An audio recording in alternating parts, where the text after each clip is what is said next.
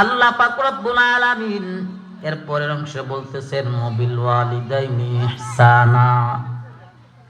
এ কলিজার টুকরা যুবক ভাই, আজকে গ্রাম অঞ্চলে দেখা যায়, আমার বাড়িতে দেখা যায়, দেশের বাড়িতে দেখা যায়, মা বাবার উপর বড় জুলুম করা হয়, ঠিক কিনা?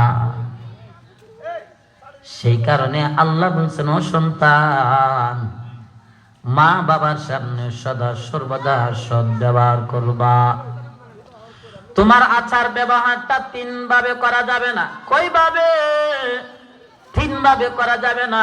আল্লাহ পাক রব্বুল আলামিন আমার তেলাওয়াতকৃত আয়াতের মধ্যে আল্লাহ বলছেন, ইম্মা ইয়াবলুগান্না ইনদাকাল কিবারা আহাদুহুমা আও কিলাহুমা ফালা তাকুল লাহুমা উফিন ওয়া লা তানহারহুমা ওয়া কুল লাহুমা কওলান কারীমা।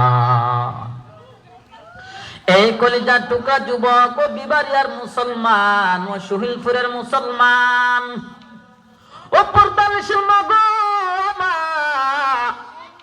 আমার এলাকার মা, আমার এলাকার বাবা যখন বার্ধক্যে পৌঁছে যায়, তখন তাদের খেদমত বেশি করা লাগে না কম করা লাগে? বেশি করা লাগে।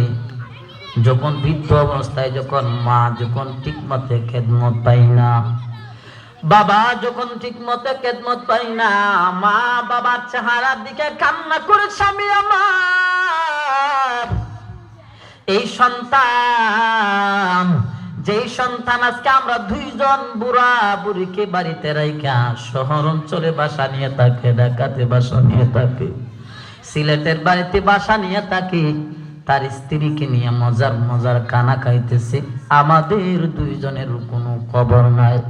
এমন সন্তান এই বাংলার জমিনে আছে কিনা? না। আর নবীর উম্মতের দল আল্লাহ পাক রব্বুল আলামিন বলছেন, ও সন্তান,